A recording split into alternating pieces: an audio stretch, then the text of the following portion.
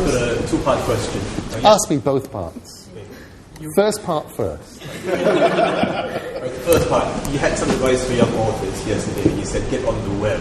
Does that apply to e-books too, as well as Twitter and things like social networks? Yeah, and I actually, for the record, was not talking to the lady who asked the question. She said, I want to write fantasy trilogy. Singapore is an incredibly long way away from American and English publishers and agents, and I don't know how to get published. What should I do? And I said, get on the web. I said, publish on the web, get it out there, get involved, go and find places like Tor.com. Just communicate, write your books, but get on the web, and if necessary, put them on the web. What I wasn't necessarily saying was Twitter and blog and promote yourself and this, that, and the other, because honestly, it's a huge time sink, and if you're a young writer, you're much better off writing stuff than Twittering. Same amount of effort. I Twitter as much through amusement and guilt. That point where I suddenly looked around, I've got 1.2 million people following me, and I go, I should Twitter. They're going to be all going, whatever happened to Neil, he's dead, so I'll... but also, you Twitter because there's a point where Amanda did her concert in there last night.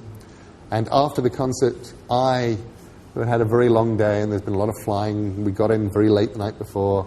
And I just lay down on the couch and went off to sleep. And Amanda had, for reasons that she has not yet explained to me, found a small gang of Singapore zombies who menaced me fast asleep on the couch, and then she twittered the picture. Because, of course, you would. And I love the fact there's a world of people going, why is Neil Gaiman asleep on a couch while blue-faced Singaporean zombies are about to eat his brains? And why is his girlfriend telling us this? But I would say yes, get on the web. The web is the best communication tool that humanity has ever come up with. It has a huge amount of drawbacks. It is an enormous time sink.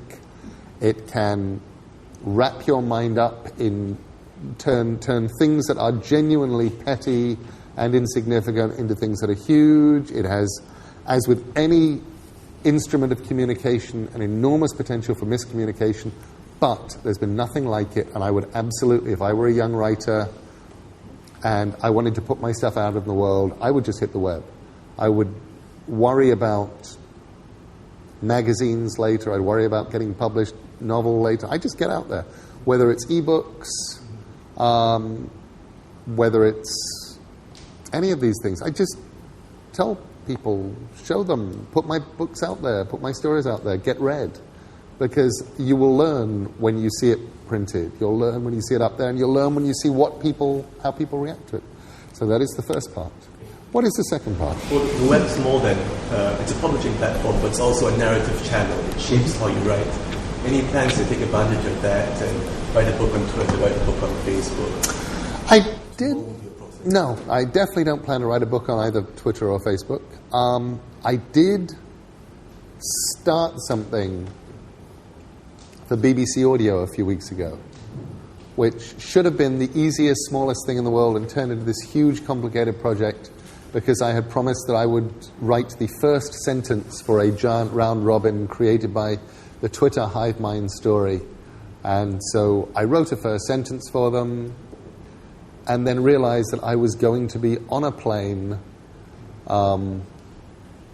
at the exact moment when it needed to be twittered. So I had to go and find all these tools that would Twitter things on schedule and then figure out what time it actually needed to be twittered. But it went up. And I'm fascinated by what it did and where people's minds went. I think you could create art on Twitter or similar things, or Facebook. I'm absolutely sure that you could Twitter a novel or more easily live journal a novel or whatever. I'm not sure that I would want to do that because of the nature of the strength of the web is the weakness of the web.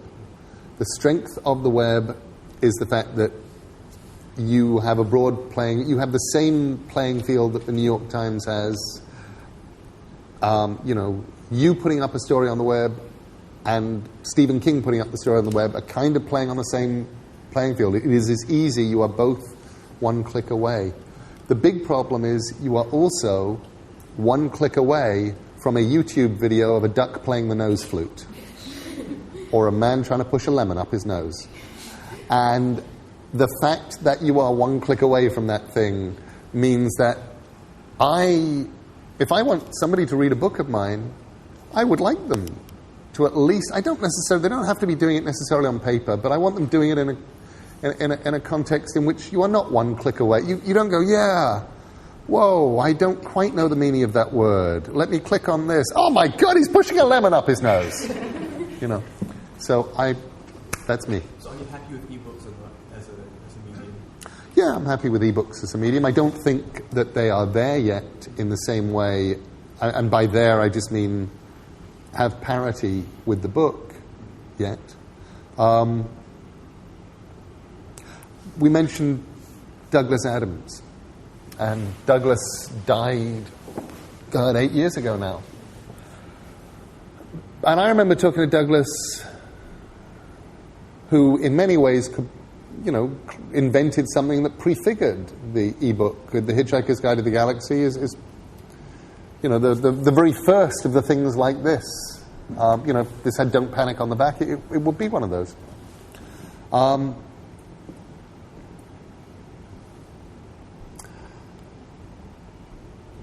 Douglas and I, talking 15 years ago, I was saying to him, what do you think of ebooks? Where do you think it's going to go? And he said, Neil, never forget that the shark it's not, new things do not necessarily replace old things.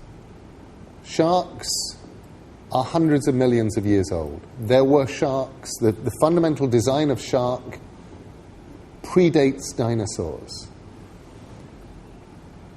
And sharks have not changed. And sharks have not become extinct because there is nothing in the sea that is better at being a shark than a shark is. And a paperback book, there's nothing out there that is better at being a paperback book than a paperback book is.